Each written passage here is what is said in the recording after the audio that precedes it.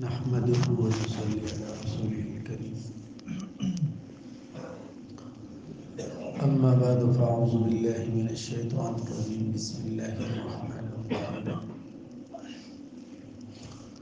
فلما بلغ معه السعي قال يا بني إني أرى في المنام أني أذبحك فانظر ماذا ترى. قال يا أبت افعل ما تؤمر ستجدني إن شاء الله من الصابرين. فلما أسلم وتله للجبين وناديناه أن يا إبراهيم قد صدقت الرؤيا إنا كذلك نجزي المحسنين إن هذا لهو البلاء المبين صدق الله العظيم. سیدنا ابراہیم علیہ السلام کا قصہ ان آیتوں میں اللہ نے بیان کیا ہے. ملک عراق سے ہجرت کر کے ملک شام جانے لگے. اللہ سے دعا کی کہ اللہ مجھے صالح اولاد نصیب فرما. اللہ جل جلالہ نے ایک تحمل والے بردبار بیٹی کی خوشخبری دی اور ساتھ ہی امتحان کا پرچہ ملا. حکم ہوا کہ اس کو ایک ایسی جگہ چھوڑ دو جو زمین زراعت کے قابل نہیں. ملک شام ایسا ملک ہے کہ وہاں کے پہاڑوں کے اندر بھی پھلدار درخت ہوتے ہیں. وہاں سے چلے. جبرائیل علیہ السلام ساتھ ہیں. جب بھی کسی آباد علاقے سے گزرتے، سرسبز شاداب علاقے سے گزرتے، تو جبرائیل سے پوچھتے جبرائیل یہاں پر آباد ہونے کا حکم ہے؟ فرمائے کہ نہیں. چلتے چلتے جہاں بیت اللہ ہے یہاں پہنچے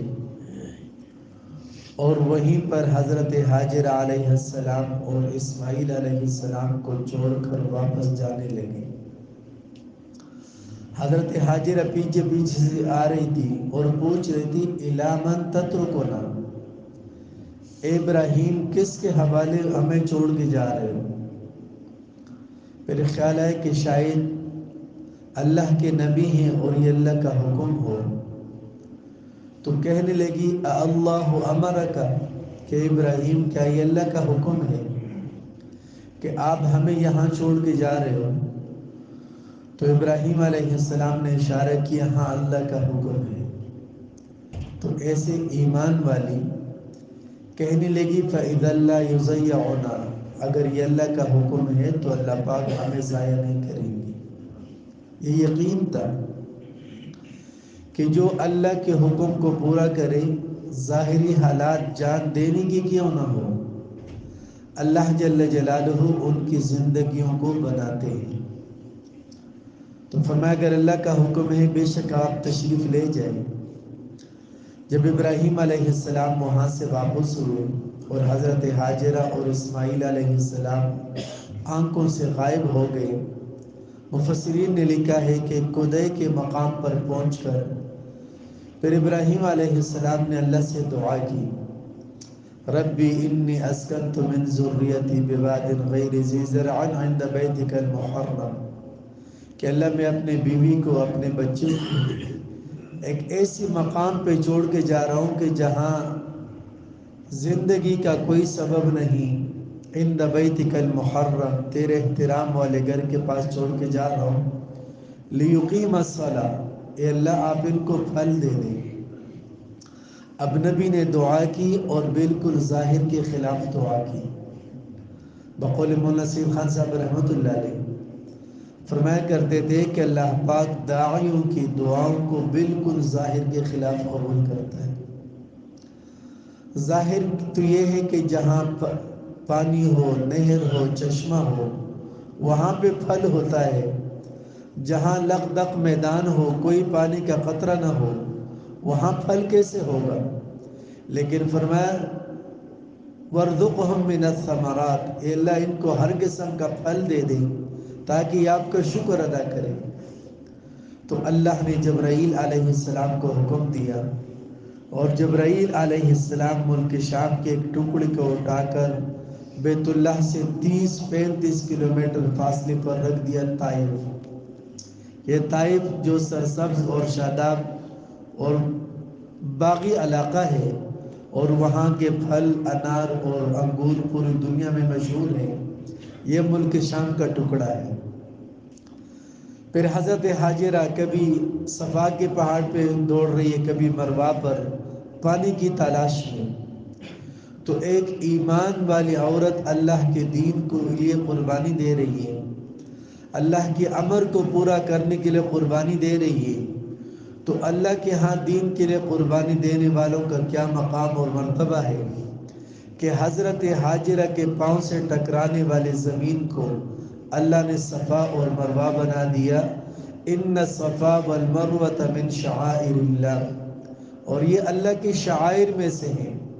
قیامت تک ہر انسان، ہر مسلمان، ہر نبی، ہر ولی، غوث، قطب، ابدال جب صفا اور مروہ کے درمیان وہ چکر نہ کاٹے، اس کا نہ حج مکمل ہے اور نہ عمرہ مکمل ہے۔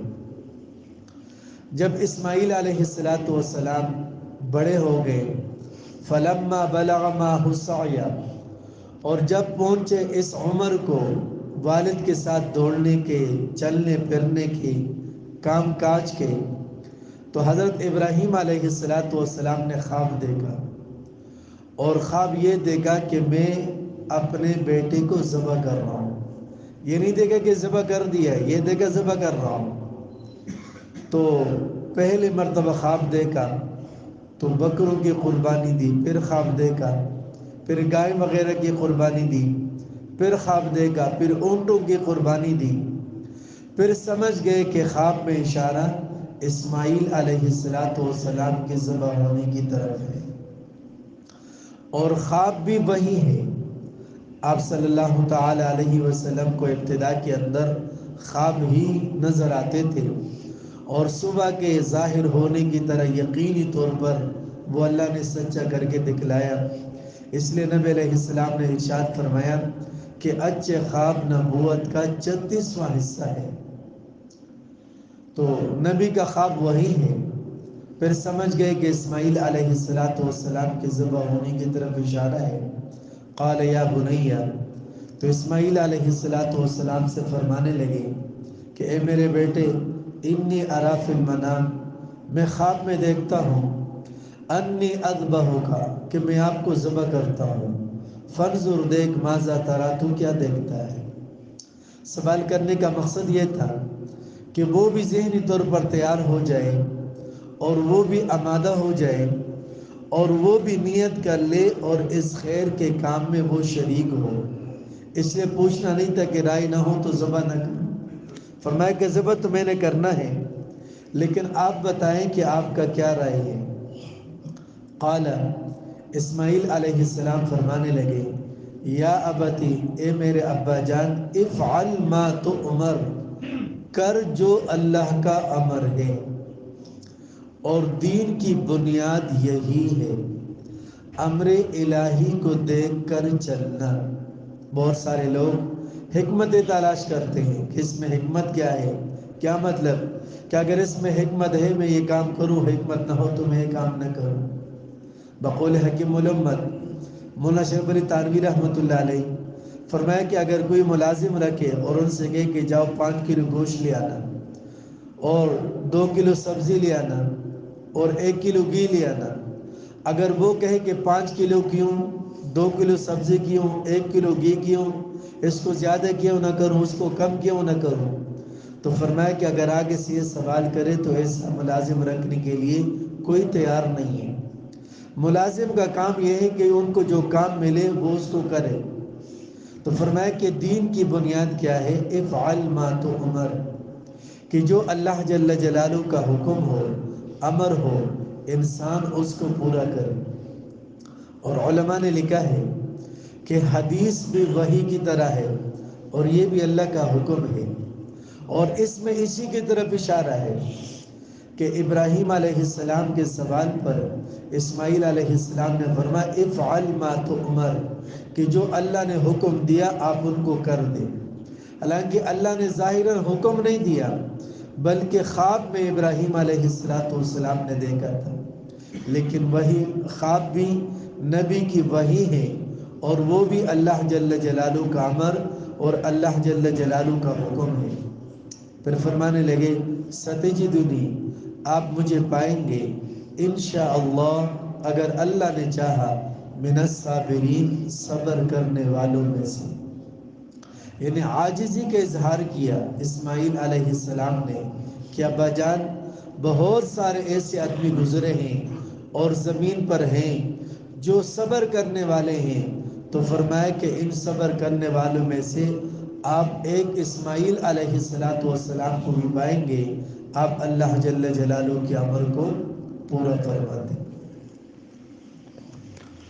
اللہم لک الحمد کما تعلو، فصل علی محمد کما تعلو، وافعل بنا ما تعلو، فانک انت اہل التقوی واہل المغفرہ۔ الہ العالمین ہماری اور امت مسلمہ کی صغیرہ اور کبیرہ گناہوں کو معاف فرما۔ الہ العالمین ہمیں اور امت مسلمہ کی ایک ایک فرد کو اپنا تعلق اور تقرب نصیب فرما۔ الہ العالمین ہماری اور تمام امت مسلمہ کی اجتماعی اور انفرادی پریشانیوں کو دور فرما۔ جہاں جہاں مسلمان آباد ہیں، تمام مسلمانوں کی جان، مال، عزت، ایمان اور آبرو کی حفاظت فرما۔ الہ العالمین تمام بیمار جو گھروں میں اسپتالوں میں ہیں، سب کو صحت کامل عاجل و مستمر نصیب فرما۔ بے اولادوں کا اولاد صالحہ نصیب فرما۔ جو صاحب اولاد ہے ان کے اولاد کو ایک اور نیک اور والدین کے لیے آنکھوں کی ٹھنڈک کا ذریعہ فرما۔ جن مسلمانوں کے اولاد نوجوان رشتوں کے قابل، یا اللہ سب کے لیے نیک اور سارے رشتے مقدر فرما۔ تمام والدین کے اس فریضے کی ادائیگی میں ہر قسم کی مدد اور نصرت فرما۔ الہ العالمین تمام اہل ایمان جو ایمان کے حالت میں دنیا سے جا چکے ہیں، حاضرین اور سامعین میں سے جن کے والدین عزیز و قارب وفات پا چکے ہیں، یا اللہ سب کی بخشش فرما، مغفرت فرما، آخرت کے منازل کو آسان فرما۔ الہ العالمین ہم سب کو مرنے سے پہلے مرنے کی تیاری کی توفیق نصیب فرما۔ قرآن اور سنت والی زندگی اپنانے کی اور پوری انسانیت کو اس مبارک زندگی پر لانے کی محنت کے لیے ہمیں قبول فرما۔ ہمارے آنے والے نسل کو قبول فرما۔ وصلی اللہ تعالی علی خیر خلقہ محمد وآلہ وصحبہ اجمعین برحمتک یا ارحم الراحمین۔